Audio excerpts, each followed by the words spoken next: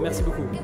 Bonjour à tous, bonjour à toutes. Je suis évidemment ravi d'être ici, surtout avec l'énergie qui est en train de se dégager, parce qu'on va vivre ensemble un temps précieux. J'ai 40 minutes maximum pour échanger avec vous sur un phénomène sociétal, sur un sujet très clivant, sur un sujet où très probablement nous ne serons pas d'accord ce matin. La question des jeunes générations. 40 minutes pour répondre à une question complexe: comment comprendre et comment manager cette jeune génération? Alors, comprendre et manager, ça pose deux questions essentielles quand on parle de jeune génération. On va parler des jeunes pendant 40 minutes, et à chaque fois que je vais vous parler de jeunes, à certaines tables rondes, j'ai déjà entendu quelques questions tout à l'heure, il y a une question qui va être très soutenue, qui va être de se dire, mais quand on parle des jeunes, de quels jeunes allons-nous parler aujourd'hui? Déjà, il y a une question très significative de savoir à partir de quel âge on est jeune. Alors cette question, on va peut-être pas l'aborder tout de suite parce que je risque de me fâcher avec un certain nombre d'entre vous, donc on va laisser le temps. Et puis, je vous rappelle que dans cette salle, tout le monde est jeune. C'est juste que certains sont jeunes depuis un peu plus longtemps que les autres. Cette jeune génération, à chaque fois que je vais l'évoquer, vous allez peut-être vous poser une question légitime. De quels jeunes allons-nous parler aujourd'hui? Est-ce qu'on va parler des jeunes qui sortent de prestigieuses écoles de commerce, à qui tout a déjà été écrit et tracé à l'avance? Ou est-ce qu'on parle de jeunes qui n'ont pas la même histoire à raconter lors d'un entretien de recrutement? Des jeunes qui sont accompagnés par des missions locales, des jeunes en difficulté. Est-ce qu'aujourd'hui, on va se dire pendant 40 minutes que tous ces jeunes sont tous les mêmes, que tous les jeunes rentrent dans une case? Vous avez déjà une petite idée de ce qui va s'annoncer. Ça veut donc dire que moi, je vais attendre de vous pendant 40 minutes de résister à la tentation à chaque fois qu'on va parler de ces questions générationnelles, de dire cette phrase qui risque de me blesser fortement aux oreilles, le fameux « ça dépend ». Le « ça dépend », je vais vous parler de jeunes, vous allez me dire « je retrouve les miens ». Et vous allez me dire « mais moi, c'est pas du tout ça ». Et puis encore la même chose, est-ce qu'on parle des jeunes que vous avez le délicieux plaisir de côtoyer en entreprise? Ou est-ce qu'on parle des jeunes que certains et certaines d'entre vous ont le plaisir d'avoir encore à la maison? On va faire un tir groupé, on met tout ça à l'intérieur, et pour commencer, nous allons vivre ensemble une expérience unique. Et cette image que vous avez à l'écran traduit le dynamisme et l'envie de la séquence qui arrive, puisque nous allons tenter de résumer le travail des sociologues. Les sociologues qui ont eu cette lourde responsabilité de mettre chacune des générations d'actifs sur le marché du travail dans des cases, de dresser des modèles, de dresser des portraits robots. Et on va commencer par la génération la plus âgée sur le marché du travail, ceux qu'on appelle les baby-boomers. Alors les baby-boomers, regardez à l'écran, entre 53 et 71 ans. Est-ce que j'en ai dans cette salle? Allez-y, levez la main. Est-ce que j'ai des baby-boomers? Allez-y. Allez-y, hein. Ok. Merci. Alors, à celles et ceux qui ont levé la main, vous avez eu raison de le faire parce que vous allez passer un super moment aujourd'hui. Pour les autres, ça va être un peu compliqué. Pour toutes celles et ceux qui ont levé la main, regardez comment les sociologues ont modélisé votre portrait robot. Ils ont aggloméré des événements politiques, économiques, culturels, associatifs, syndicaux que vous avez rencontrés tout au long de votre processus d'apprentissage et qui modélisent la personne que vous êtes. On parle aujourd'hui d'entreprise, on est dans le monde du travail. Il y a un exemple très concret. Imaginez, en pleine période des 30 Glorieuses, imaginez ces jeunes baby-boomers qui arrivaient sur le marché du travail. Imaginez que je sois un jeune baby-boomer face à un parterre de managers, de recruteurs, de responsables RH. Leur premier contact avec le monde de l'entreprise. Il n'était pas timide. L'entreprise leur a dit « mais j'ai besoin de vous, mais venez travailler dans mon entreprise ». Ils leur ont répondu à cette époque « mais je ne sais rien faire ». Et l'entreprise leur a fait la plus belle promesse. Cette promesse de dire « aujourd'hui, tu n'es rien du tout, et si tu viens chez moi, si tu t'engages, si tu te surinvestis et si tu réussis à le faire sur le long terme, on va te faire grandir, on va t'apprendre un métier. Et si tu tiens bon, tu vas évoluer d'étape par étape, étape par étape. » Ce qui fait qu'aujourd'hui, vous avez dans le monde de l'entreprise des baby-boomers qui vont passer une partie conséquente de leur temps à rappeler aux plus jeunes que la place qui est la leur aujourd'hui, ils ne l'ont pas volée. Ils ont gravi les échelons un par un. Leur légitimité est inébranlable. Et ils vont passer un temps conséquent à rappeler à tous ces petits jeunes arrogants de leur dire « Tu sais, moi, quand j'étais jeune », à des jeunes qui n'en ont strictement rien à faire. Ah, c'est un peu ça, hein. Et à l'époque, ça fonctionnait bien parce que l'entreprise jouait vraiment le jeu. Le problème, c'est que ça, c'était avant. À la génération des baby-boomers a succédé la génération suivante qu'on appelle génération X. Alors, au regard de ce qui a circulé sur le fil tout à l'heure, je ne vous poserai pas quelle est la question « Pourquoi X ?». J'ai déjà une petite idée de certaines propositions qui vont m'être faites. Il ne s'agit pas d'un certain type de film, voilà, on va tout de suite noyer le poisson. La lettre X a été choisie par les sociologues. Et écoutez bien, tiens, les X dans la salle, levez la main pour voir, celles et ceux qui ont entre 39 et 52 ans. Allez-y. Oh là là là là. Eh bien, Philippe, il y en a beaucoup trop, on avait dit qu'on n'en mettait pas... Alors, à toutes celles et ceux qui ont levé la main, il va falloir faire preuve de courage avec moi. Et je vais vous expliquer pourquoi. La lettre X a été choisie par les sociologues parce que le X marque à merveille l'anonymat d'une génération qui n'a jamais su trouver ses repères.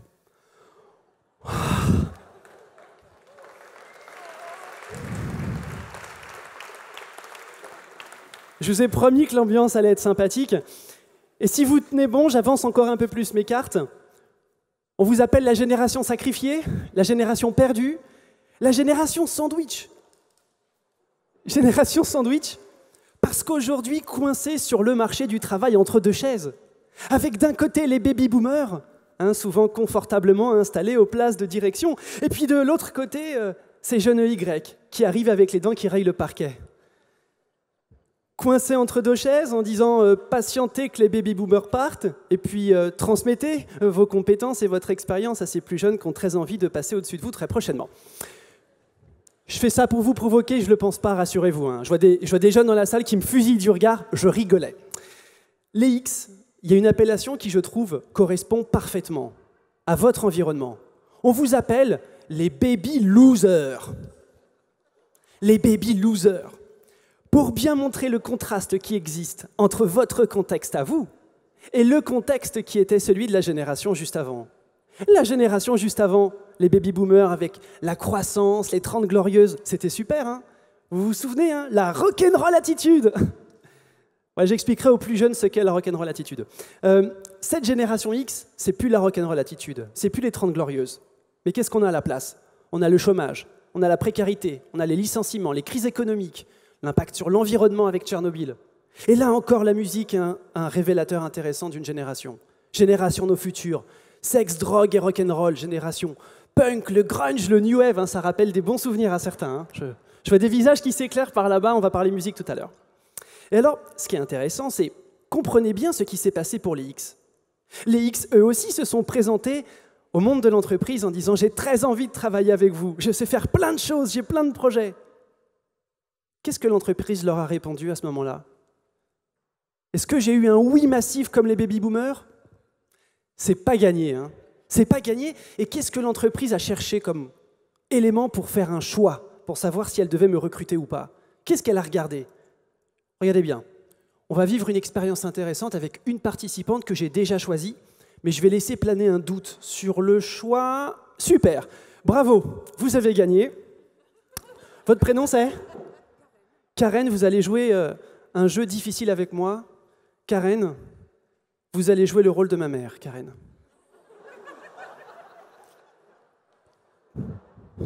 Karen, alors la mauvaise nouvelle n'est pas encore tombée, ne soyez pas gênés.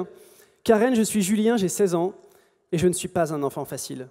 Karen a eu 2 journées intenses, Karen rentre chez elle, et lorsque Karen rentre à la maison, qui est-ce qu'elle découvre sur le pas de la porte? Julien, son petit dernier, qui l'attend bras croisés. « Maman, il faut qu'on parle. » Et la Karen se dit, « S'il me parle encore de son scooter, je l'étripe celui-là. » « Maman, ça y est, je sais ce que je veux faire dans la vie. »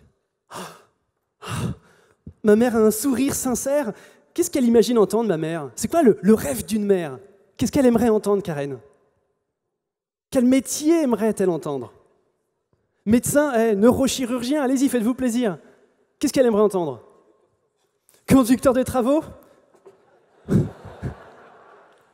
Bâtisseur d'expérience de vie, neurochirurgien, notaire de province, enfin bref. Ma mère, elle s'attend avec tous ces idéaux de femmes de sa génération, et moi, je viens la voir et je lui dis « Maman, je veux être dresseur de tigres. » Je ne sais pas si on a bien vu à la caméra la déception sur le visage de ma mère. Et ma mère, qui le visage crispé, va me dire « C'est bien, Julien », phrase qu'elle ne pense pas, mais ma mère va rapidement me dire « C'est bien, Julien, mais avant, passe ton bac d'abord ». Pourquoi, maman? Maman, je ne comprends pas. Tu me tannes le cuir pour que je vienne te voir avec un projet professionnel. Le jour où je le fais, la première chose que tu me dis, pense à un plan B si tu échoues. C'est ça le rôle bienveillant d'une mère qui est censée développer mon indépendance, mon autonomie? Et maman, quand tu me dis passe le bac d'abord, tu t'intéresses à moi? Ou est-ce que ce ne serait pas ta problématique que tu projettes sur moi? Une génération entière qui, à cette époque, aux entretiens de recrutement, réclamait de la part des candidats d'avoir et des diplômes et le saint graal de toute cette génération, l'expérience. Mais qui, une fois arrivé à la maison, a dit à ses enfants oh, « Ne fais surtout pas d'alternance, oh non, pas d'apprentissage, oh non, fais des études, hein, tu pousses loin, hein, je m'en fous dans quoi, c'est pas grave. » Et aujourd'hui, on se retrouve des jeunes qui ont Bac plus 5, niveau Bac plus 5 souvent, à qui on explique que le niveau de rémunération risque d'être très bas, et des jeunes qui vous répondent aujourd'hui qu'ils ne sont pas fait ce niveau d'études pour toucher aujourd'hui des salaires au ras des pâquerettes. Aujourd'hui, on a une difficulté, on n'a jamais eu autant de Bac plus 5 sur le marché de l'emploi. Sur le marché, j'ai mon micro qui part en vrille. On n'a jamais eu autant de jeunes qui étaient en recherche d'emploi. Pourquoi? Parce qu'on n'a jamais eu une génération qui, à ce point, a projeté ses attentes, ses problématiques sur une nouvelle génération. Et cette nouvelle génération, génération Y, entre 24 et 38 ans. Est-ce que j'en ai dans cette salle? Allez-y, levez la main, les Y. Très bien. Super. Alors, génération Y, je m'amuse souvent de poser la question « Pourquoi Y ?» Et quand je pose la question « Pourquoi s'appelle-t-elle la génération Y ?» j'ai des réponses très triviales. Bah, Y parce que c'est la première lettre de Jung. Y parce qu'en anglais, ça veut dire why, que why veut dire pourquoi et que ces jeunes sont en permanence en train de poser la question pourquoi. Et un jour, quelqu'un me dit « Julien, la lettre Y a été choisie parce que c'est la forme que fait le casque du Walkman. » Walkman! Vous avez une idée de l'âge de la personne qui m'a fait cette proposition? Walkman. Et puis j'ai trouvé l'image que vous allez découvrir sur les écrans. Regardez, génération Y. Alors, c'est pour la vanne. Hein.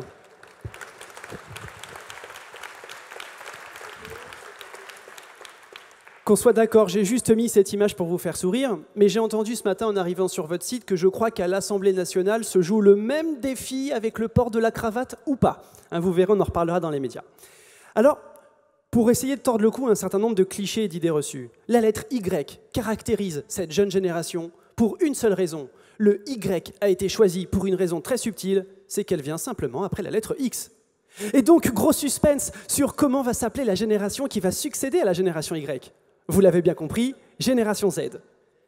Et là, dans vos vies bien rangées, vous ne vous rendez pas compte de la panique chez les sociologues.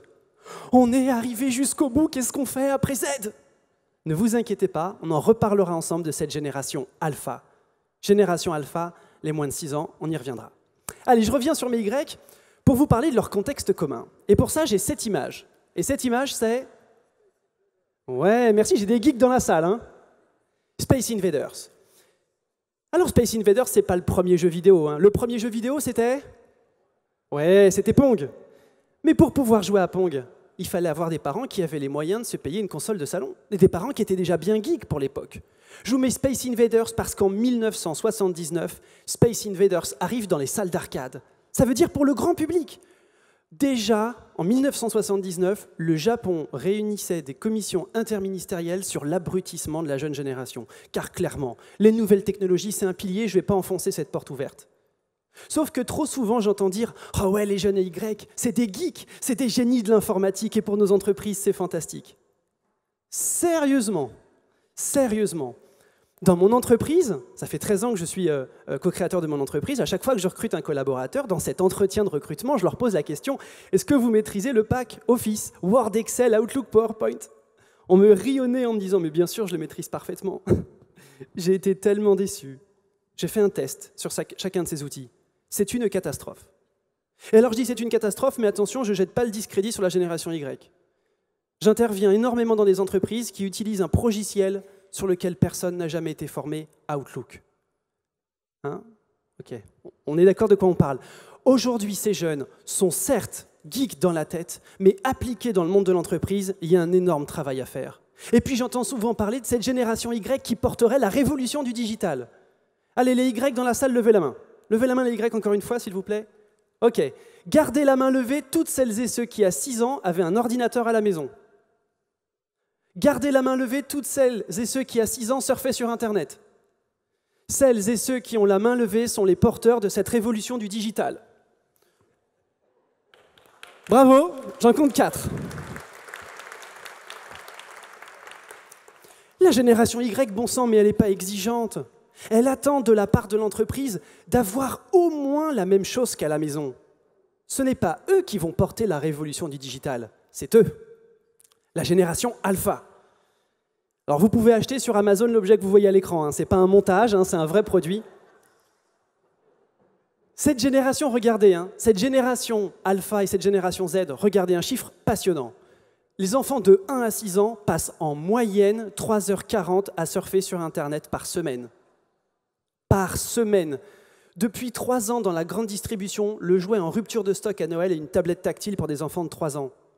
Mais qu'est-ce qu'eux vont attendre de votre entreprise? Leur proposer au moins la même chose qu'à la maison ne sera absolument pas suffisant. Il faudra être avant-gardiste, il faudra aller beaucoup plus loin.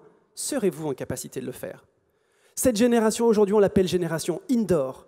Regardez, ils se construisent aujourd'hui où chacun est connecté à son propre écran. Je reviens sur l'idée de Vincent, cette idée de communauté, de rapprocher les humains. Mais regardez le challenge qui va être le vôtre quand chacun d'entre eux a été élevé et conditionné en étant seul devant son écran. Les pédopsychiatres sont très inquiets sur le côté asocial de cette génération. Une génération de frustrés, où derrière mon PC, derrière mon écran, j'ai plein de projets. Mais pour les concrétiser, l'obstacle va être majeur. Et le monde de l'entreprise devra m'aider à le faire. Je vais y revenir. Les nouvelles technologies, c'est un pilier, on l'a vu, mais il y en a un qui est beaucoup plus significatif. 1995, 2001, des dates qui ont durablement impacté cette jeune génération avec les attentats. Et ça va tout changer. Cette jeune génération va grandir avec une idée terrible en tête. Cette idée, c'est « je peux mourir demain ». Et quand on va se construire et quand on va grandir en se disant « je peux mourir demain », tout d'un coup, les projets à moyen et long terme, on s'en fout complètement. Complètement. Je vais vous donner un exemple tout bête. Je vais aller voir mon père. Alors mon père, je ne l'ai pas encore choisi, ça y est, c'est fait. Votre prénom, c'est? Laurent. Je vais aller voir mon père Laurent. Laurent, je vais vous vieillir un petit peu, hein. Je vais aller voir mon père Laurent. Mon père m'a élevé avec une idée forte en tête. Julien, tu fais d'abord le difficile. Julien, tu fais d'abord l'effort et après le réconfort. Julien, tu fais comme moi. 42 longues années de surinvestissement en entreprise. Et enfin, quand tu seras à la retraite, tu feras cette croisière à l'autre bout du monde, tu profiteras de la vie, etc. J'ai passé ma vie à voir mon père suer au travail, donner toute son énergie en fantasmant un idéal, une arrivée qui n'est jamais arrivée et qui n'arrivera pas. Aujourd'hui, tous les acteurs du paysage politique économique me disent que clairement, je n'aurai pas de retraite. Je ne vais pas faire comme mes parents, prendre le risque de perdre ma vie à la gagner, mais moi, je vais développer quelque chose de nouveau qui s'appelle la retraite tout au long de la vie. Ma retraite, j'en profite maintenant. Et papa, je ne ferai pas comme toi. Je ne ferai pas le dur et le difficile d'abord et le plaisir après. Je prendrai le plaisir d'abord parce que moi, au moins, je pourrais dire que je l'ai pris. Et ça va créer des tensions et des chocs dans la communication, dans l'échange, si mon père, si mes parents ne font pas ce travail de comprendre ce qui est en train de se jouer à moi. Si je dois mourir demain, je pourrais dire que oui, j'ai profité de la vie. Et ce calcul ultra court-termiste se retrouve aussi dans ma relation avec le monde de l'entreprise. Regardez, une étude passionnante. 44% des jeunes envisageraient dans les 2 années à venir de changer d'entreprise. L'ultra court terme. Je veux dire, à un entretien de recrutement, j'ai posé une question à un jeune en lui disant simplement quel est votre projet professionnel? Question tarte à la crème. Et ce jeune me répond mon quoi? Je lui dis oui. Où est-ce que vous voyez dans 5 ans, hein? Je ne suis pas en 2021, Philippe. Dans 5 ans. Et le jeune me répond vous savez, je ne sais même pas si je serai chez vous avant la fin de l'année, alors dans 5 ans. Ah! Un autre qui me dit je suis comme le surfeur, toujours en situation de surfer. Dès qu'il y a une opportunité, j'y vais. Mais mens-moi, mais dis-moi que tu veux tout donner, moi j'ai besoin d'investir sur toi. Parce qu'à l'inverse, face à ce chiffre, j'entends en formation beaucoup de managers et chefs d'entreprise de dire mais alors s'ils restent chez nous que 2 ans, eh bien on va les prendre pendant 2 ans, on va les pressuriser et puis de toute façon ils partiront d'eux-mêmes. Quelle absurdité. Si vous faites ça, ce n'est pas dans 2 ans qu'ils partiront chez vous, c'est dans 6 mois. Mais ce chiffre cache aussi un autre phénomène. Des jeunes qui vont venir et qui vont intégrer vos équipes pour venir chercher une ligne sur un CV et passer 2 ans chez vous vont aller à la concurrence parce que, clairement, répondez-moi sincèrement, quelle est aujourd'hui la meilleure pratique que je devrais faire pour augmenter mon salaire de 50% dans les 3 mois qui viennent? Je vous écoute. Pourquoi personne me dit, Julien, te surinvestir au quotidien? Pourquoi personne me dit, Julien, donner toute ton énergie? Non. Aujourd'hui, la meilleure solution pour augmenter mon salaire de 50%, c'est de changer de boîte. Aujourd'hui, vous êtes face à des jeunes qui vont construire leur employabilité, qui, avant même de venir chez vous, ont déjà imaginé l'étape d'après. Et tout votre challenge, ça va être ces jeunes-là, et quel que soit leur niveau d'études, quel que soit leur profil, de construire une relation avec eux pour les fidéliser. Ça va être ça, votre challenge. Mais la fidélisation va être ébranlée par une notion fondamentale. Je vais prendre un gros risque avec vous dans cette salle.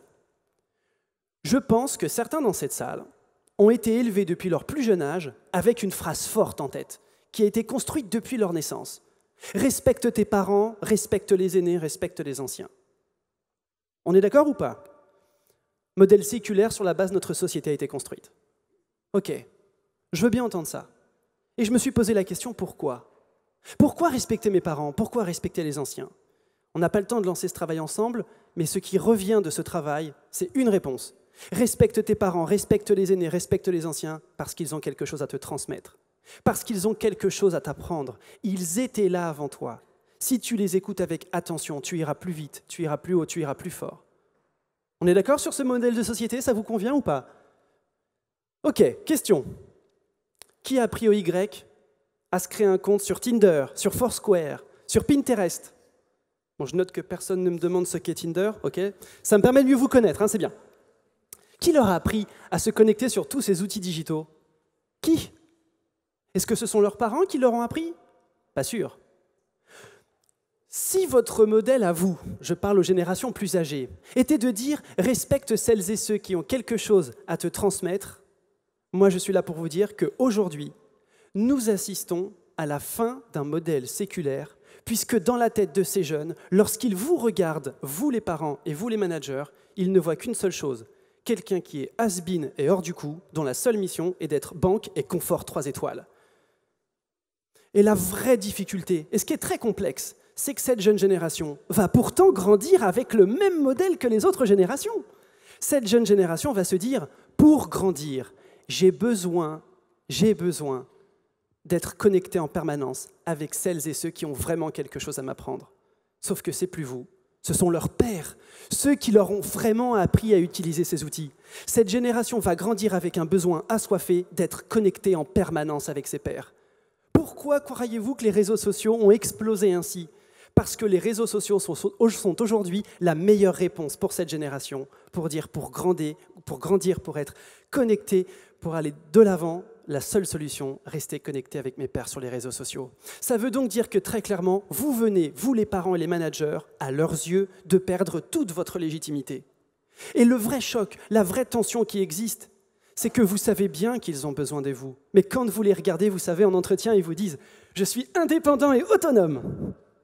Vous les laissez une semaine tout seul, vous les récupérez. « Qu'est-ce que je fais maintenant ?»« Mais tu m'avais dit que tu étais indépendant et autonome ?»« Je me suis trompé !» Et ouais, j'ai toujours eu mes parents, mes proches qui se sont toujours occupés de tout. Et j'arrive en entreprise et je découvre les règles. Je découvre qu'il faut arriver à l'heure. Je découvre qu'il faut prévenir quand je suis en retard. Je prends quelques symptômes, quelques comportements très caricaturaux. Alors forcément, quand on fait ce constat-là, se pose une question intéressante. Vous avez besoin d'eux, ils ont besoin de vous, mais eux n'en sont pas persuadés. Comment faire pour regagner votre légitimité? Eh bien, faisons les choses simplement. Posons-leur la question. Regardez. Résultat d'une étude qui a été posée à 1500 jeunes de cette jeune génération. Et on leur pose une question simple.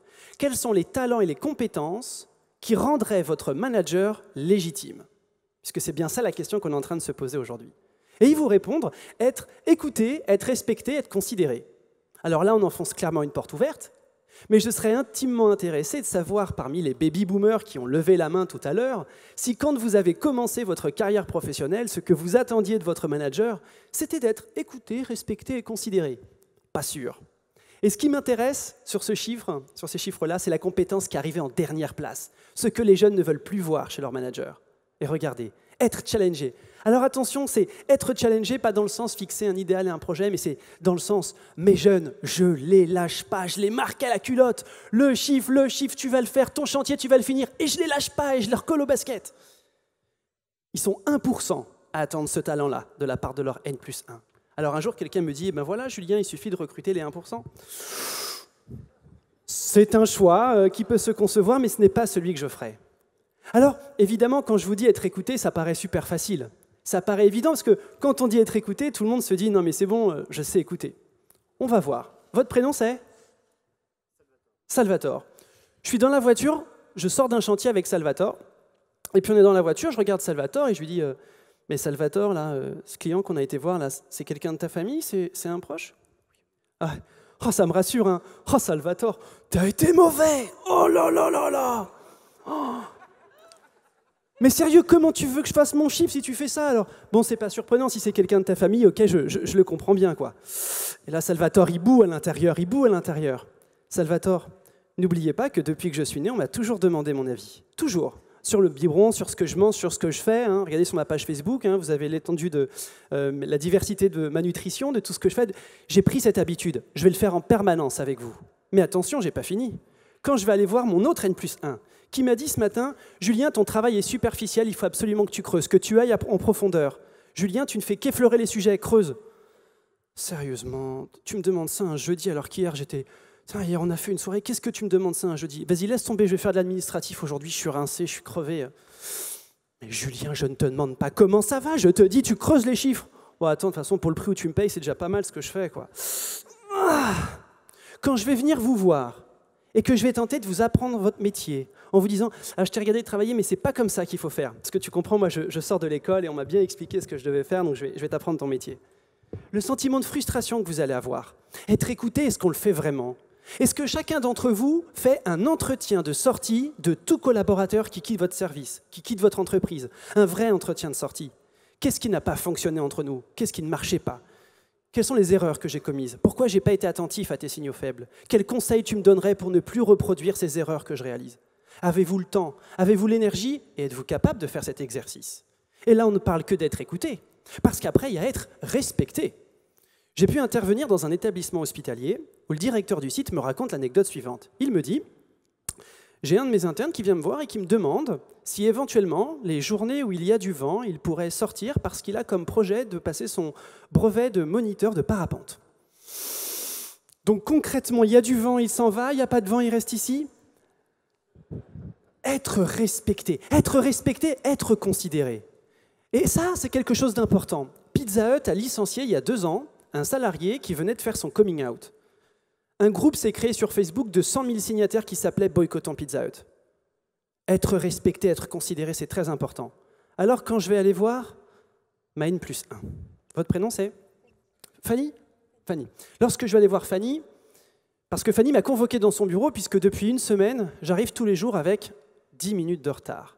Fanny, au début, elle n'a rien dit. Elle s'est dit, c'est pas grave, il est autonome, il va se régler tout seul. Et puis finalement, non, Fanny. Donc Fanny m'appelle dans son bureau, je m'installe et Fanny commence l'entretien en me disant « Julien, t'es arrivé en retard ». Et au moment où Fanny commence à lancer son discours, je m'approche de Fanny et puis je dis à Fanny « Fanny, j'ai besoin de toi, je me suis encore engueulé avec ma femme, je pense qu'elle va me quitter, qu'est-ce que je peux faire, Fanny ?» Et là, Fanny, elle dit « Mais Julien, mais de quoi tu me parles ? Est-ce que je te parle de mes problèmes, moi ? T'as des problèmes, Fanny ? Tu veux qu'on en parle ensemble ? » Êtes-vous prêt à gérer cette situation ? Êtes-vous prêt ? Si Fanny me dit, Julien, oh, le perso c'est le perso, le pro c'est le pro. Mais alors Fanny, je suis un outil pour toi ? Et quand l'outil il est cassé, on le jette ? Il est où l'humain, Fanny ? Comment ça se voit que l'humain est présent dans tes pratiques ? Être écouté, être respecté, être considéré, une entreprise a su le résumer à la perfection en une phrase. Et c'est une entreprise qui, dans le monde, recrute peut-être la majeure partie des Y. Et cette entreprise, c'est exactement McDonald's avec cette formule fantastique. Venez comme vous êtes. Venez comme vous êtes. McDonald's réussit une performance incroyable. McDonald's a compris quelque chose de significatif au sujet de cette jeune génération. Regardez bien la photo. C'est la même personne qui est maquillée, habillée, lookée de façon différente. Alors, il y a un homme et une femme, pour ceux qui sont loin des écrans. McDonald's réussit cette performance de dire, dans le fond les jeunes, dans le fond, vous êtes tous les mêmes. Mais quand on vous regarde bien, Chacun d'entre vous est unique. Chacun d'entre vous a sa spécificité. Une spécificité d'ailleurs qui est revendiquée en permanence sur les réseaux sociaux. Je suis unique, je suis différent. Ce n'est pas du nombrilisme, ce n'est pas de la condescendance, de l'arrogance. Je suis unique et je veux le défendre. Areva, à l'époque où ça marchait bien, avait lancé cette campagne d'affichage que je trouve intéressante. Il y a ceux qui rêvent de refaire le monde et il y a ceux qui nous envoient leur CV. Moi, si je fais partie de votre entreprise, si je suis un parmi un ensemble, j'ai besoin de savoir que je peux être acteur. Parce que la question qu'on se pose ensemble depuis tout à l'heure, c'est comment allez-vous regagner votre légitimité ?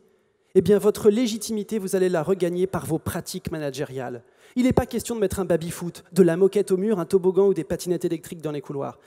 Avant tout et fondamentalement, ce sont vos pratiques managériales. Le manager idéal rêvé par cette jeune génération, vous l'avez sur les écrans en photo. 10% de sa légitimité, c'est une question d'étiquette. Ça veut dire, bon, j'ai besoin de savoir quel est le champ d'action de mon N+1. 30% de mon N+1 et seulement 30%. Ce serait bien que lors de ma prise de poste, mon N+1 puisse me partager quelques trucs et astuces. Mais c'est tout. Après, tu me fous la paix, hein. Laisse-moi faire mon job. Je suis indépendant et autonome, souvenez-vous-en. 60% de votre légitimité, votre charisme.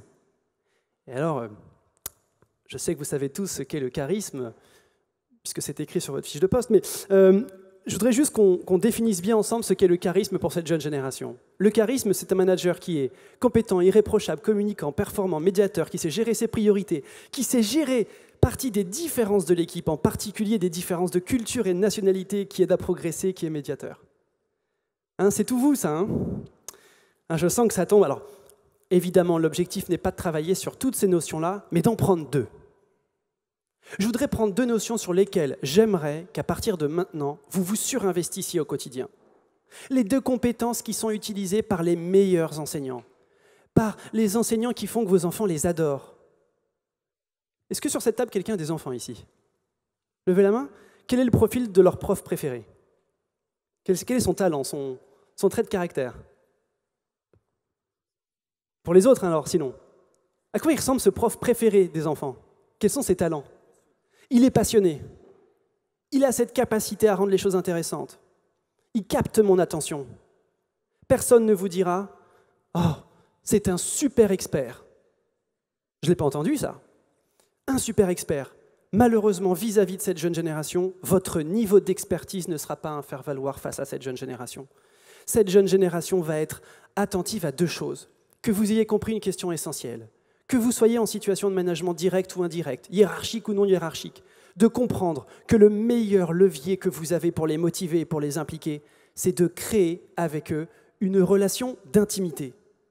Quand je dis relation d'intimité, il ne s'agit pas d'une intimité de type strauss-kahnienne, je voudrais éviter les abus, mais une relation d'intimité où il va falloir connaître chaque personne de votre équipe.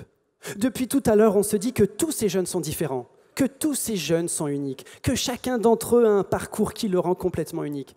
Ça veut donc dire que vous, ici, vous allez devoir adapter vos pratiques pour connaître chaque personne de votre équipe, de comprendre que votre métier aujourd'hui n'est plus d'être manager, pilote ou directeur, mais d'être un animateur de l'équipe, ce qu'on appelle un manager coach. Je crois que certains d'entre vous ont travaillé sur cette notion de coaching, elle est essentielle. Aujourd'hui, quand vous découvrez qu'il y a 3,8 millions de personnes en situation de burn-out, aujourd'hui, quand vous découvrez que l'Assemblée nationale envisage de faire reconnaître le burn-out comme maladie professionnelle, qui sera responsable quand dans vos équipes, quelqu'un sera dans cette situation? Quand on voit aujourd'hui que 44% de ces jeunes envisagent de changer d'entreprise tous les 2 ans, qui va avoir le rôle de fidéliser, d'impliquer, de responsabiliser, de faire que ce ne soit pas 2 ans, mais le plus longtemps possible pour que le projet 2021 puisse prendre forme? C'est vous les managers. Et pour ça, adopter la posture de manager coach va nécessiter un exercice très simple. Chaque mois, d'investir 20 minutes de votre temps avec chaque personne de votre équipe. Après, adapter en fonction de la taille de votre équipe, bien sûr. Chaque mois où je vais faire le travail suivant avec une personne de mon équipe. Votre prénom, c'est Claire. Claire, tous les mois, je vais venir la voir en lui disant « Claire, comment ça va, Claire? Claire, quelle est la dernière mission que tu as réalisée sur laquelle tu t'es éclatée? Claire, aujourd'hui, qu'est-ce que tu nous apportes comme valeur ajoutée? Comment est-ce que tu as pu mettre ta patte dans cette entreprise, dans ce service, dans cette équipe? Claire, depuis quelques jours, je te vois un peu sur la réserve. Est-ce qu'il y a quelque chose qui, dans mes pratiques, a posé un problème? Claire, est-ce que tu te plais encore? Est-ce que tu t'amuses encore? Est-ce que tu as encore envie d'inventer? Claire, qu'est-ce que je pourrais faire pour être un meilleur manager? Claire, la dernière fois en réunion, je t'ai sentie très muette. Et qu'est-ce que tu attends de ma part, Claire? Faire ce travail en permanence, en permanence. Et là, tout d'un coup, Claire va me dire, Julien, c'est vrai que ça fait 3 mois que je suis là et j'ai l'impression d'avoir fait le tour du poste. Ah, mais comment lui dire que tu sais qu'il y en a pendant 20 ans, ils ont fait le même job? Et madame, au bout de 3 mois, elle en a fait le tour. Ah, c'est dur. Et vous savez ce qu'elle me répondrait, Claire, si je fais ça? Claire, elle va me dire, ah ouais? Et toi, papa? Ça fait 20 ans de ta vie que tu râles après ton boulot, tu l'as jamais quitté? Ouh, ambiance à la maison. Regardez, un chiffre intéressant que j'ai envie de partager avec vous. Une étude a été faite auprès de 6800 salariés dans 11 pays, à qui on a posé une question simple.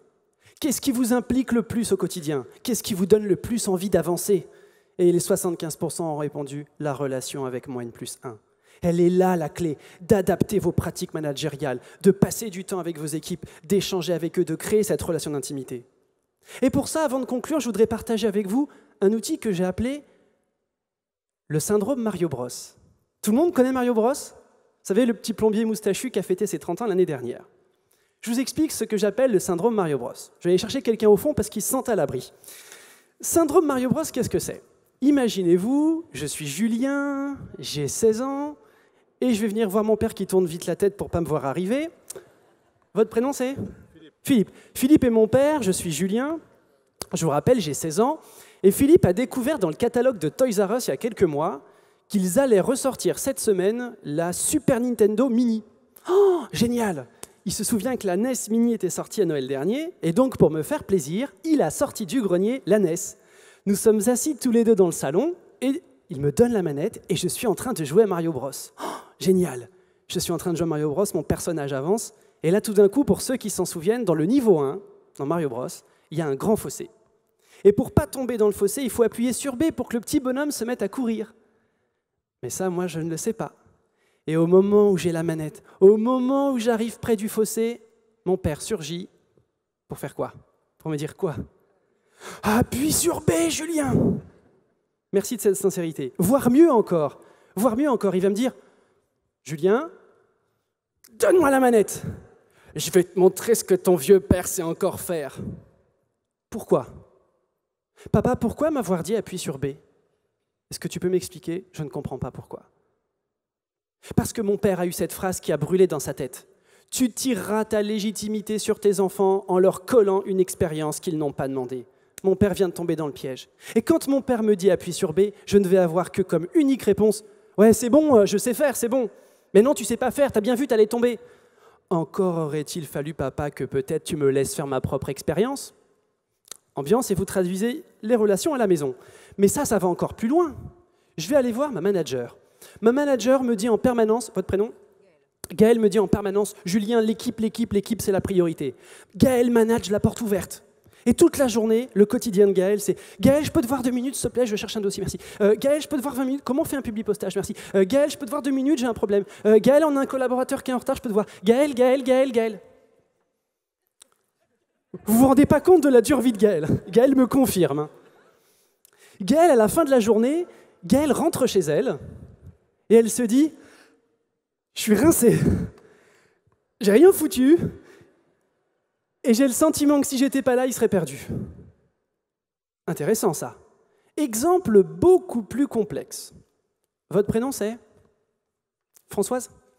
Je vis avec Françoise depuis maintenant 13 ans. Merci Françoise. Je vis avec Françoise depuis 13 ans et ça fait 1 mois que tous les soirs, Françoise me tient le même discours. Alors, on imagine que Françoise ne travaille pas dans cette entreprise. C'est pour vous aider à vous projeter. Hein. J'en peux plus de ce boulot, je les supporte plus, je vais tous les agrafer au mur. Ça fait 3 mois que tous les soirs j'ai ça à table. Je suis bienveillant, je dis rien, mais ce soir c'est le soir de trop. Elle rentre à la maison et elle me fait « Tu sais ce qu'ils m'ont fait, Julien, aujourd'hui? Mais j'en peux plus de ce boulot, je vais tous les agrafer au mur. » Et là, messieurs, sincèrement, en tant qu'homme, confronté à quelqu'un qui a un problème, qu'allons-nous répondre à Gaël? Si t'es pas bien, démissionne. Oh, vous connaissez pas Gaël. Réponse de Gaël. Françoise, pardon. Françoise, qu'est-ce que... Ah, c'est mal parti pour la 14e année, là. Hein. Françoise me dit « Démissionne ?» Attends Julien, tu m'as dit « Démissionne ?» Oh, c'est monsieur Julien, le formateur conférencier, monsieur je sais tout, démissionne. Ah mais c'est facile pour toi, t'as monté ta boîte, mais tu te rends pas compte que c'est dur pour moi. Ça fait 3 mois que j'essaie de t'expliquer ce que je vis, la seule chose que tu trouves à me dire c'est hey, « démissionne ». De toute façon, t'as rien compris, t'es qu'un pauvre nage, je retourne chez ma mère. Est-ce que Françoise attendait de moi des solutions? Qu'est-ce qu'elle attendait de ma part, Françoise?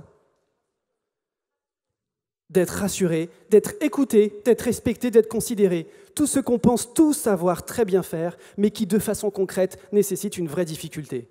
C'est un vrai exercice d'apprendre à le faire. Alors pour ça, je voudrais partager avec vous un outil tout simple que vous allez pouvoir utiliser dès maintenant.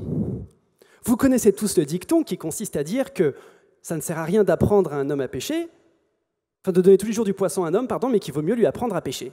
Eh bien, apprenez-moi à pêcher. Je vous invite tous dans cette salle, à partir de maintenant, à chaque fois que quelqu'un fera semblant de chercher du poisson, « Ah là là, j'ai besoin de poisson qui va me donner du poisson. Oh là là là là, j'arrive vraiment pas à faire mon travail. Dis-moi, c'était bien le tien avant, il paraît que tu le faisais super bien. Tu peux me montrer comment on fait, s'il te plaît ?» À tous ces moments-là, à chaque fois que ces jeunes vont faire semblant de chercher du poisson, je vous demande à tous, que ce soit dans des cas perso, dans des cas pro, d'arrêter d'être fournisseur officiel de poissons. C'est fini. Vous ne tirerez pas votre légitimité via l'expertise ou en étant marchand de poissons. Il est frais mon poisson, t'en veux pas? Tiens, prends-le quand même, j'en ai plus. Votre travail, à chacune de ces questions, de répondre 2 phrases essentielles. Qu'en penses-tu? Que proposes-tu?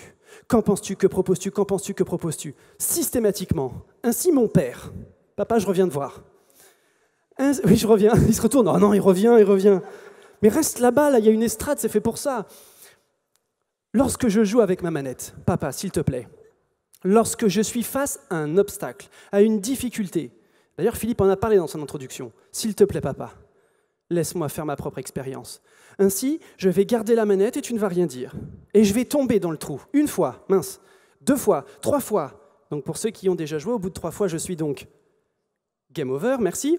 Et là, mon père a cette phrase qui monte en lui et qu'il a envie de me vomir dessus. « Je te l'avais dit, Julien, si t'écoutais un peu ton vieux père !» Papa, exerce une pression, mâchoire supérieure, inférieure, l'une contre l'autre. Garde-les bien fermés, papa. Et dis-moi simplement, « Julien, qu'en penses-tu » Je sais pas, visiblement, il y a un truc que je fais qui marche pas. « Julien, que proposes-tu » Je sais pas, je vais voir sur Google. Attends, je regarde. Fallait appuyer sur B. Ah, super. Et il va falloir faire ça pour tout le temps. Développer l'autonomie, développer la proactivité, sortir de la tête des idées anciennes qui consistaient à dire que la légitimité d'un manager est de fournir des solutions, voilà le travail conséquent que vous avez à réaliser. En disant ça, je m'aperçois que j'ai posé sur la table... Ah non, c'est bon, elle est là. Voilà le travail que vous allez faire qui est extrêmement conséquent. Voilà comment vous allez faire pour responsabiliser, pour impliquer, pour motiver, créer cette relation avec votre équipe, faites-les grandir. Votre job de manager est le même travail qu'un parent. Le métier de parent, ce n'est pas de couver, de protéger. Le métier de parent, c'est de préparer ses enfants à votre disparition. Le métier de manager, c'est de rendre ses équipes indépendantes et autonomes. Ce sont 2 sujets qui sont absolument indispensables, sur lesquels vous allez continuer de travailler toute cette journée, parce que si vous réussissez à jouer le jeu, si vous réussissez à transformer l'essai, peut-être que l'année prochaine, alors Philippe, vous avez cité Blablacar en numéro 1 en 2015, je vous ai mis le classement 2017 des entreprises de plus de 5000 salariés où il fait bon travailler. Est-ce que vous vous rendez compte de l'impact d'être dans ce classement va avoir comme conséquence sur les profils que vous allez recevoir, sur les personnes, sur les talents qui vont envie de travailler? J'ai lu un article récemment expliquant que les jeunes n'auraient plus envie de travailler dans les grands groupes. Fantasmant, une hostilité, une rigueur lourde, un mammouth. Prouvez-leur que c'est faux. Prouvez-leur que chez vous, je peux être acteur. Voilà ce qui va fonctionner. Car cette jeune génération, elle a un idéal dans la tête, réussir sa vie et pas réussir dans la vie. Alors, j'aurais pu m'arrêter là, je vais juste prendre 30 secondes pour conclure avec une citation. Regardez. Notre jeunesse aime le luxe. Elle est mal élevée, elle n'a aucune forme de respect pour les anciens. Nos enfants d'aujourd'hui sont des tyrans, ils ne se lèvent pas lorsqu'un vieillard entre dans une pièce, ils sont tout simplement mauvais. Alors c'est un peu capillotracté, mais on pourrait dire que finalement ça colle pas mal à cette jeune génération. Sauf qu'il manque une information intéressante. L'information qui manque, c'est pas tant qui a dit ça, mais surtout de quand date cette citation. Et vous avez une idée de quand elle date, cette citation? Exactement, j'ai entendu la bonne réponse. Socrate. Pourquoi coller une citation de Socrate à ce moment-là? Je vous ai regardé là, ici et un petit peu aussi au fond là-bas, de vous dire, mais Julien, pourquoi vous êtes là aujourd'hui? Pourquoi aujourd'hui particulièrement s'intéresser à cette jeune génération, alors que pourtant il y a un taux de chômage significatif? Enfin, c'est quand même pas à l'entreprise de s'adapter. Pourquoi je suis là aujourd'hui? Pour plusieurs raisons. La première, elle est démographique. En 2025, 75% des actifs seront des jeunes de cette jeune génération. Ça veut dire qu'aujourd'hui, vous pouvez continuer à intégrer des personnes qui vous ressemblent, des personnes de votre génération, ou des jeunes qui correspondent bien à votre profil. Et en 2025, qu'est-ce qui va se passer? Regardez toutes ces entreprises qui ont loupé le coche. Mattel aux États-Unis, le McDonald's, mais aux États-Unis, où leur PDG depuis 25 ans s'est fait lourder l'année dernière. Toutes ces entreprises qui pensaient avoir pignon sur rue, qui pensaient être des ténors, qui commencent à se ramasser complètement parce qu'ils n'ont pas vu que cette question des jeunes générations est bien plus importante qu'on imagine. Au-delà du phénomène démographique, il se passe quelque chose d'intéressant. Aujourd'hui, les X et les baby-boomers qui assistent au spectacle et au discours que propose cette jeune génération qui ne fait que penser l'entreprise en mieux, est une source d'intérêt passionnante. Aujourd'hui, les X et les baby-boomers se retrouvent dans les attentes de cette jeune génération. Eux aussi, ils ont envie d'être respectés, d'être considérés. Eux aussi, ils ont envie de penser à leur retraite tout au long de la vie. Bon, même si c'est légèrement entamé. Parce que, fondamentalement, je pense que c'est une erreur de se limiter sur ce sujet à la simple notion de génération. Alors, en fonction d'une tranche d'âge, on appartiendrait ou pas à une génération, c'est ridicule. C'est voir le sujet par le trou de la lorgnette. Je suis ici, et l'intervention de Vincent, juste avant moi, a enfoncé le clou de façon significative. Aujourd'hui, il n'est pas question de jeune génération ou de génération Y. Aujourd'hui, c'est une question de culture, c'est une question de société. Notre société est en transformation, et aujourd'hui, il y a deux types de sociétés. Celles et ceux qui luttent en se disant « on a pignon sur rue, on n'a pas besoin de faire l'effort », et celles et ceux qui ont compris que l'humain était au cœur du système. Celles et ceux qui ont compris que ces jeunes qui vont dans les startups ne viennent pas forcément dans nos entreprises, que pour les faire venir, il va falloir les séduire. Et qu'on parle à la fois de ces jeunes dans les startups, mais aussi les jeunes qui sont sur les chantiers, les jeunes qui ont un plus bas niveau de compétences. Et ce n'est pas le monopole d'une génération dorée, tout se retrouve dans une question sociétale. Alors la prochaine fois, s'il vous plaît, que quelqu'un rentre dans votre bureau pour vous parler de ses problèmes de couple, la prochaine fois, maman, que je te parlerai de mon envie d'être dresseur de tigre, ou papa, la prochaine fois qu'on jouera à Mario Bros. Et chacun d'entre vous, la prochaine fois qu'un jeune aura un comportement qui va vous faire hérisser le poil, s'il vous plaît, tenez bon, prenez votre respiration et dites-moi simplement « Julien, qu'en penses-tu? Que proposes-tu » Merci à tous pour votre attention. Merci beaucoup.